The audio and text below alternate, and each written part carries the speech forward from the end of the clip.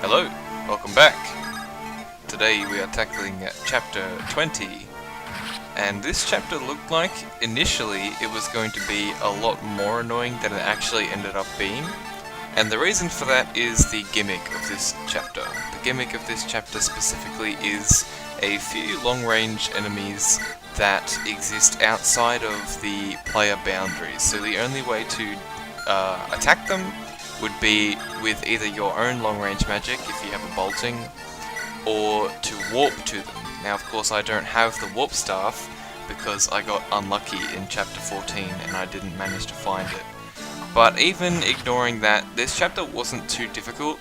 I did suffer a few restarts at the very start, just because of the two bolting sages that are directly in front of us, that I don't think you can see right now. But once I figured out who they're targeting, spoiler alert, they're targeting Roy and Niime, I figured out a way to make it so that only one can be hit per turn, and I just waited out the bolting using those two as live bait. So we've got a few interesting things to talk about this chapter. First of all, it's a Fog of War chapter. I don't know if there are more Fog of War chapters left after this, it might be the last one. But despite the fact that it's a Fog of War chapter, it really didn't affect us at all. There's really not much hiding, honestly. There's very few enemies all up, and the only reinforcements that show up are if you have failed the requirements for the Guidance chapter, so you're not going to see them if you're playing the game well. Other things of note are that we finally have the final member of our squad, that being Niime. You may have already seen me use her to take out one of those fighters at the very start. She's a promoted Dark Mage with 2 levels left to get. A lot of people, I think Niime is a bit of a divisive unit in general in FE6. Some people think that she's kind of shit because she's incredibly frail, and if you've been training Ray up to this point, then he might be better. But the way I see it, she's an already promoted, almost capped mage with huge magic for healing and staves, and obviously just raw damage. You don't have to invest any time into training her because she's basically almost capped as is. I mean, maybe if you've been training Ray for the whole game he'll be better, but honestly, like, her stats are pretty good. The only bad thing about Niime is that she's incredibly frail. There is a killer ballista to the left of this map that can actually one-shot her, which I learned the hard way. So yeah, her overall physical bulk is quite low, but her magical bulk is quite high as well, so she has a lot of good points, I feel. I think she's a pretty good unit, and she's another healer as well. So I'm quite satisfied with this last addition to our team. It's finally complete. In addition to Niime, another character will be joining us this chapter. His name is Dayan. He is Sue and Shin's dad, I believe. Or granddad or whatever, I don't really care, because we're not using him. So he joins as a green unit, and then you can immediately just recruit him with Roy or Sue or Shin, whoever you got available. I think I used Sue. And that'll be that for him. He'll give his weapons off to whoever it is available to take them, and then he will do nothing. You do have to keep him alive though. The conditions in this chapter for getting the Guidance chapter next chapter are to beat this chapter, I think, in under 25 turns, which is super easy, and to keep Dayan alive while recruiting him as well. So definitely not very difficult requirements, pretty simple stuff. And here you see those sages going for Roy and Niime, and once I figured out that one of them will always go for Roy, it was kind of a piece of cake to not die to them after that. There's also a Berserk staff off to the right that's happened a few times already, but I have my Restore staff handy, so that's not been a problem for us so far. Dayan is just riding right into combat. Sue's actually in the perfect spot to recruit him on turn 1. If she had been one tile further away, that wouldn't have happened. But luckily, he is where he is, we got him, and he will proceed to do nothing for the rest of the chapter. Other interesting things to note on this chapter is that it's a split route chapter, so you can either go left to the throne room, or you can go right to the throne room. Going left has less doors, only one, but no chests, and going right has more doors, I think like 3 or 4, but it has treasure chests in it. And most of the chests have something pretty decent in them. So originally I intended to go right just to get the treasure chests, but it turns out at the start of this chapter I only had 2 door keys left, which really took me by surprise. I was under the impression that I had bought enough door keys for my entire playthrough, and yet it seems here that we are pretty much out of them, which is really quite disappointing. I can only assume that there's no doors left throughout this entire playthrough that I need to open, because if there are, then that's going to be quite the challenge, you could say.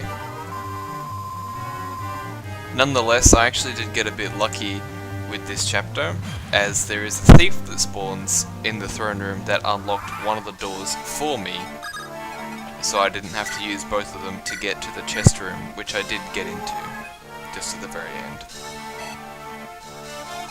The start of this map is definitely a bit slow. I've sped up the video ever so slightly, I'm not sure if you can tell, because I'm pretty much forced to wait for the bolting to be done. There's really no other way to go around it. Those bolting sages can absolutely 2-hit KO almost anybody, definitely anybody that they're actually going to aim at, and I had no choice but to wait them out, wait the 5 turns. And we'll just have Lance do what he does best, which is move ahead and not care about anything else. See there, if Roy was getting targeted by both of them in the same turn, he would almost certainly die every time, so I don't really have a choice. I kinda have to wait. These off-screen physics sages are also quite annoying, but physics doesn't last forever, so we're alright. The berserk staff is already gone, it's already been used up. I can only imagine that we have like 1 to 2 more turns worth of waiting left. Here I decide to just barrier up boars just so the sages don't change their mind and start aiming for him instead. It'd be kind of annoying at this point. And we'll move Sue back because I don't want her getting targeted by multiple sages either. Lilina is fine to move up because she's got huge res and she can definitely help chunk down this promoted Myrmidon. I've completely forgotten what the promoted Myrmidon class is called, so I'm just calling it a promoted Myrmidon. Please forgive me, please forgive. But yeah, that guy was actually kind of scary. I don't think Lance doubled him, and he had a pretty decent amount of crit on him from what I can remember. Not that it would have killed Lance, but still scary nonetheless. No one likes to be crit, everyone likes to get crits. So I think that's it, is it? Looks like it. Yeah, I can finally start to move Roy up, move everyone up, rather. Although we are going to encounter once again a portion of the map that only a select few of our units can go through because there is a killer ballista to the left of this little room that we're currently moving into. And I was not going to risk that landing on somebody that could get immediately killed. This promoted warrior was a bit of a pain as well, huge HP, decent stats. Promoted enemies in general are a bit of a pain, but that's alright. It's just one of them as far as I'm aware, and he's got some butt buddies that come down later. I have to be very careful about where I leave my squishy units, because if they're in range of that killer ballista, there's a very high chance that they could cark it. I already mentioned that Niime gets one shot. I'd imagine Lilina wouldn't fare too much better, especially if they got crit. So we are just going to begin to move up. I'll heal Roy up to full. Roy is almost cap level. I do actually kind of want to get him to 20 before he promotes. I think that would be cool. He's very almost there. I think he got a kill this chapter even. Although he doesn't get another one after that. I think it's already happened. So with everyone else apart from Lance and Marcus, as we're used to seeing, they get to hang back and do pretty much nothing. I think it would be a lot simpler if we could just go to the right, but I don't have enough door keys and I don't have a thief to use either, so such is life. That guy in there, the promoted warrior, he seems to keep moving for some reason. He can't unlock the doors. He can't do anything really, but he still moves and I don't really know why. Either way, this warrior is going down. And here's some butt buddies, a Lance Reaver Merm, and then a Swordmaster, I believe, who had a Wodow. Very scary, if not for the fact that even with a crit, he probably does like 10 damage, something like that, I don't know. They're weak is what I'm trying to say.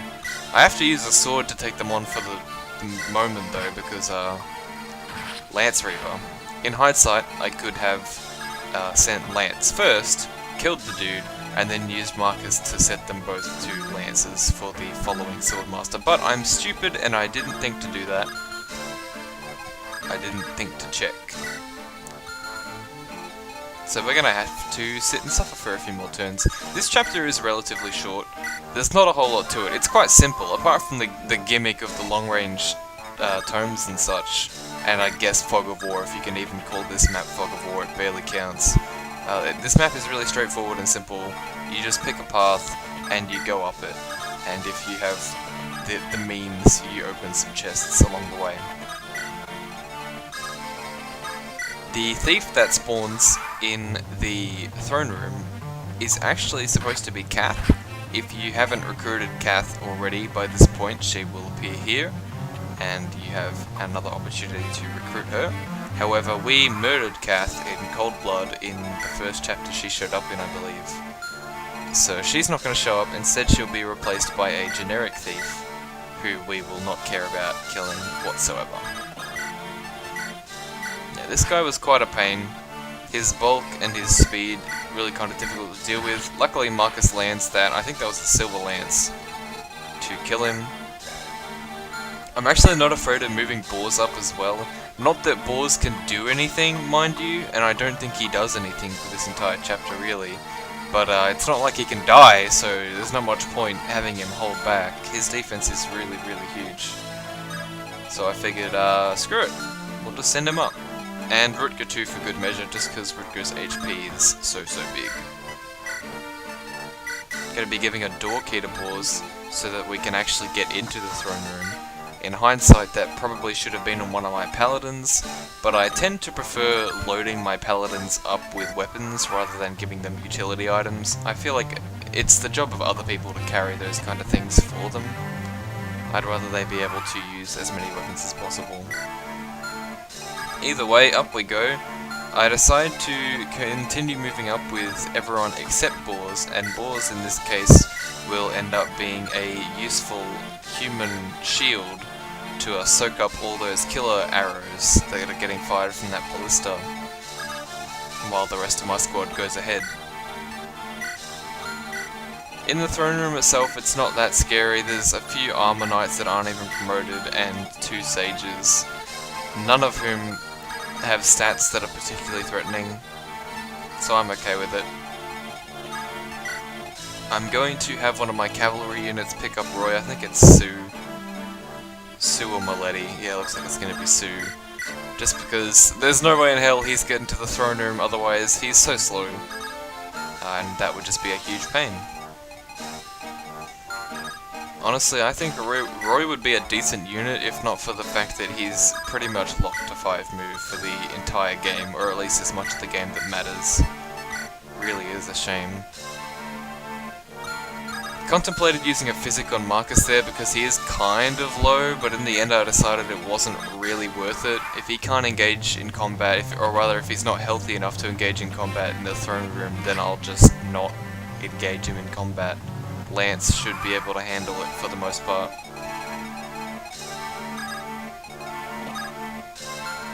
So here, gonna unlock the door, get ready for the assault.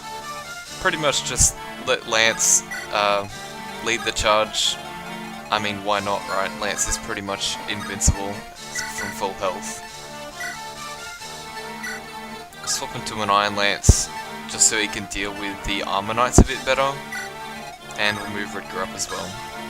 Rutger's probably one of my better mage killers in the game because he's so accurate and can double pretty much all of them.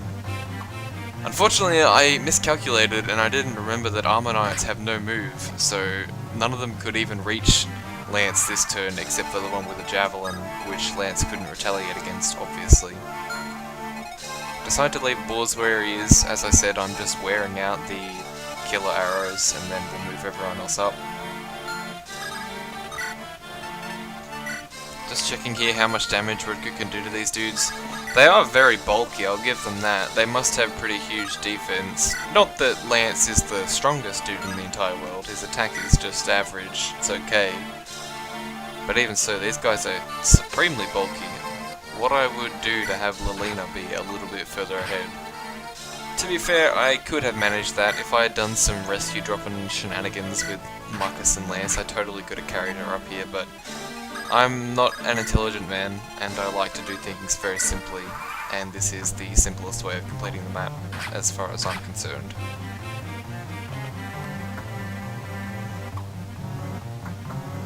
Really is quite annoying having these dudes have javelins. 2 out of the 3 are only going to attack me at long range. Quite frustrating. See, even Boars here is getting chunked pretty hard, but it's over now. Everyone else can move up because he's done his job and he has tanked the arrows. I don't think he even got experience from that. I wasn't paying too much attention, but I don't think he gets experience just for being hit with arrows, which kinda sucks, but whatever. Would have been nice if he got some pity experience just for being a meat shield, but such is life. So here comes the slow walk of everyone up to the throne room. Sue will go first. And I wanted to try and move Ward up, I think, because he's carrying keys, since he can't really do anything else anyway. But he's pretty far behind at this point. Gonna be able to kill this mage very easily. Would have been able to do it without the crit, but the crit is nice, of course. And I'm gonna swap him over to a Lance Reaver, because most of these guys have lances, obviously. And we'll continue to slowly whittle down these guys. I think Marcus can kill this guy this turn, maybe. With the silver, with the silver lance he can. You could say that's a waste of a silver lance, but I don't care. I really don't care.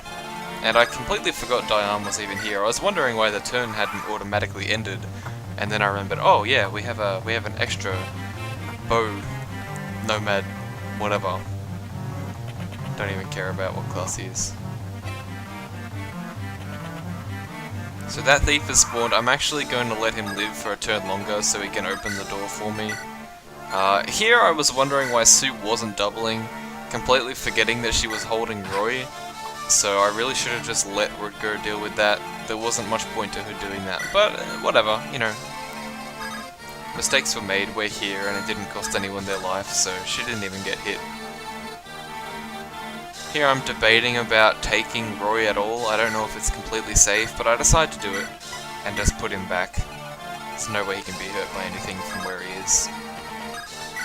And we're slowly making our way to the throne room with everybody else. The boss of this chapter is a standard general with a lance or a spear, whatever it is. Level up for Rutger here. Speed, res, HP. Pretty fantastic. Good job, Rutger. Yeah, you can see the general there, just a spear general, just the standard stuff we've seen before. He's got some bulk to him, but he's really not scary, and I wasn't really even thinking about how to specifically deal with him, because I don't need to, he's pretty simple. At this point the chapter is pretty much beaten. I'm still moving all my units up just because that's what I always do. I think I've touched on this in previous chapters. It's just a habit. I'd move everyone up even if there's no way any of them are going to actually do anything. Although in my head at this point I'm thinking that any of my fighter or my berserker could actually do something to the boss. Alas, that ends up not being the case because axes can't hit for shit. Here I want to see how good Rutger does against this Armor Knight, and the answer is, he does okay. But I kinda have to kill this thief now, because otherwise he's gonna get a chest and I can't steal whatever he steals back off him, so I'm gonna end up having to use Lance for that. Lance obviously doesn't care about any of these swordmasters or anything either, he'll be fine, he's at full health. I decide against sending Marcus in as backup, because he's a bit injured and I'm worried that he might not make it. So I have him hold back, and we'll have Milady come and get some experience from that dude, get a level up of her own. HP luck. Brilliant. I didn't notice that she has 50 HP. I don't remember if I gave her an angelic robe, and I don't think I did, so that's pretty cool. Decide to take the chest keys with Sue, just because Sue is going to reach the chest room faster than anybody else at this rate. Move Roy up to make him closer to the throne. Move Boars up because why the hell not? And we know what's going on here. I just did a quick turn count check right there. As I mentioned at the start, you need to complete this chapter in under 25 turns to get the Gaiden. But we're nowhere near that. I think we're like only a bit over half of that. I think it said 14 or something like that. So we can definitely take our time at this point. Yeah, and as I said, I'm going to choose to not send Marcus into that. Not confident that he would be able to survive 2 crits. So here comes Lance. Yeah, these Swordmasters are extremely fast. As we already know, my Lance is speed capped at this point, and he still does not double these Swordmasters, so they're very, very fast, but they're also very, very weak. And Milady just gives them a taste of their own medicine by critting them right in the face. If Lance got crit there, that would actually have been relatively scary, but Sue would have been able to finish him off anyway. And I don't believe there are other enemies in this room, although Sue is not going to finish off this particular Myrmidon because she didn't feel like it. Here I wanted to see what the Armor Slayer would do. Roy gets doubled. Roy gets destroyed by the boss, which is pretty par for the course, but I wanted to try it. I tend to try my luck with the bosses. I like to see who can do what amount of damage. That 3% crit is the only reason I didn't use Rutger against the boss. Such is life with him, man. It's tough being Rutger, you know. A lot of you are probably thinking like, it's 3%, who cares, just do it. But if you're thinking that, you didn't watch Rutger's joining chapter, because you would know that Rutger and low percent crits don't mesh well, especially with bosses. So we're not going to do that. Boars actually does okay against the boss. I don't know how the boss doubles Roy and doesn't double Boars. I don't know how that works. But it's still not worth it. Boars does 1 damage, which would be counteracted by the throne, so there's literally 0 point in him doing that. And instead we'll try with our other units. I believe Niime gets 1 shot by the boss, so I can't use her either, even though she does good damage.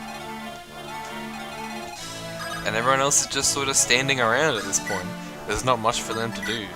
Chapter's almost over. There goes that Myrmidon. I choose to only get 3 of the chests, as I mentioned earlier, way earlier. I'm not opening every chest just because I don't like the fact that I arena abused to get the money I needed for the chest keys. And I ended up getting way too many chest keys anyway because I didn't remember how they worked in this game, and I thought each purchase of a chest key was 1 use and not 5. So I'm only opening the chests that I want the most and leaving the rest, which means I'll take the first 3 chests in this room and not the bottom 3.